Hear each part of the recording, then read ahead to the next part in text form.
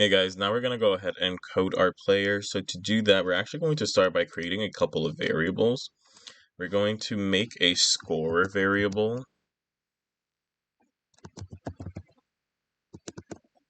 And this is going to be for all sprites. And we're also going to make a high score variable as well. And it's going to be for all sprites. So now that we have this out of the way, we're going to go ahead and start by clicking on our yellow events tab and using when green flag clicked.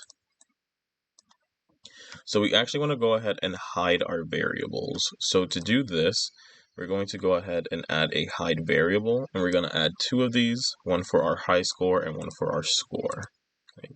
So we don't normally use this because we either want it to always show or we want it to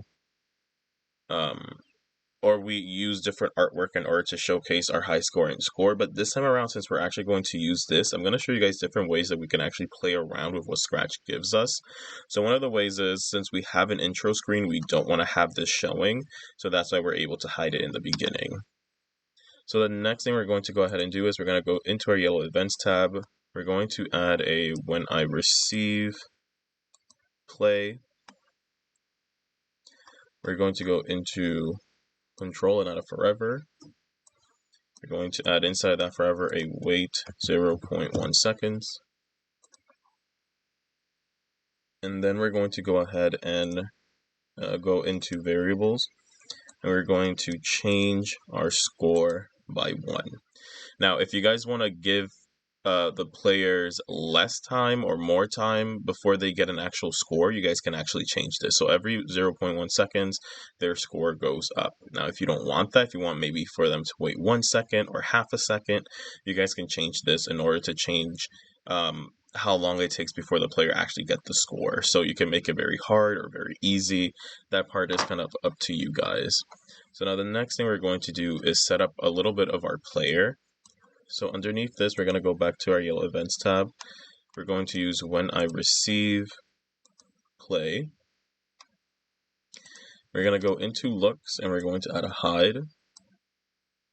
We're going to then go into our variable tab and we're going to set our score to 0. Then we want to go ahead and show our variable score. And we want to make sure that we're still hiding. So we're going to use hide our variable high score. After that, we're going to go into control. We're going to wait 0.1 seconds. And then we're going to go ahead and show. So under this show, we're actually going to add a set size to 100%.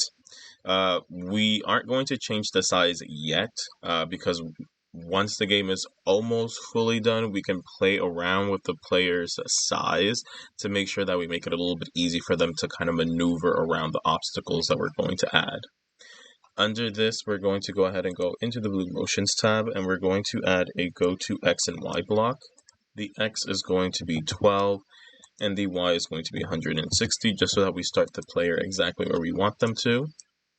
We're going to go into control, add a repeat 20. And inside the Blue Motions tab, we're going to change Y by -5. And now underneath this, we're going to add the controls. So under that, we're going to add a forever.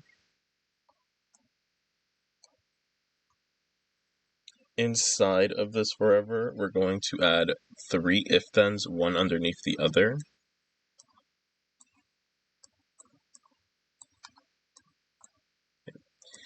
So the first 2 if-thens are going to be used for the controls. The last if-then is going to be used for the obstacles.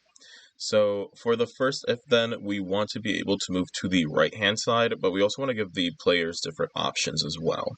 So we're going to go into our operators, and we're going to use this OR. So we can use one key or a different key. We're going to go into sensing, and we're going to use key space pressed for both of them. on one side, we're going to use the right arrow, and the same one for this one. If we think about the WASD keys, we're going to change this to the D. Okay. Inside of this if then, we're going to go inside the blue motions tab. We're going to go ahead and add a change x by 10, but we're going to change it by 5. You can also play around with this number to change the speed. I would just be a little bit careful because the more speed you have, the less you're able to kind of maneuver easily because you are moving way faster. And it can cause accidents much more frequently. So I would just be careful with this, but if you want to make it a little bit faster or slower, you can do that as well. So the next thing that we're going to go ahead and do is we're going to hover over this OR.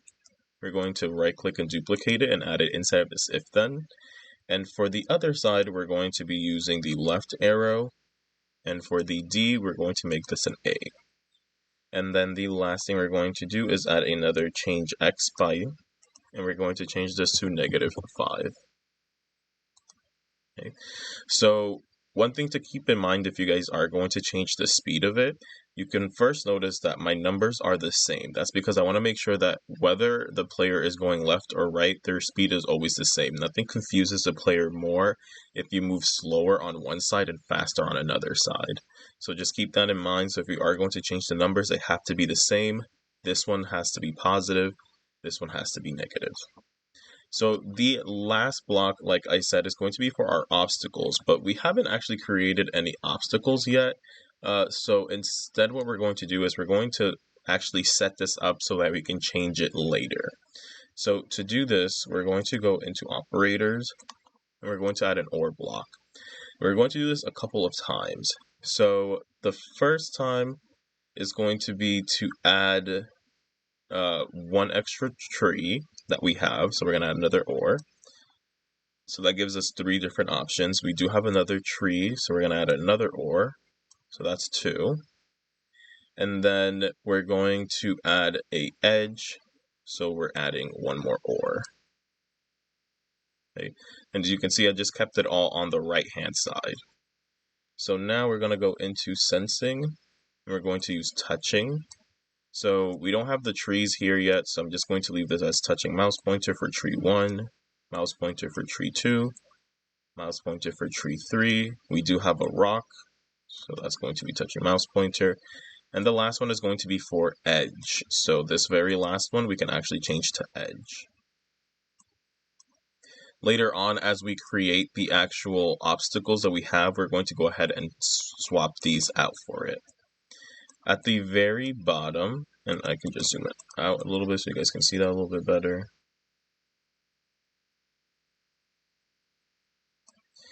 So at the very bottom, we're going to go ahead and add, from the yellow events tab, a broadcast and wait. Inside this, we're going to add a new message, and we're going to type in game over, and we're going to click OK.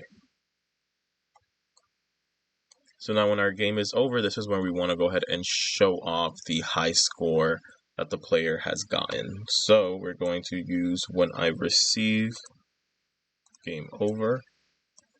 I'm going to go ahead and go into control. We're going to add a stop all and add a stop other scripts and sprite. We're going to then go into variable, and we're going to show our high score variable. And we're going to go ahead and then update the variable itself. So we're going to go back into control, add a forever, and then an if then inside of that forever. In operators, we're using the greater than sign so that when our score is greater than our high score,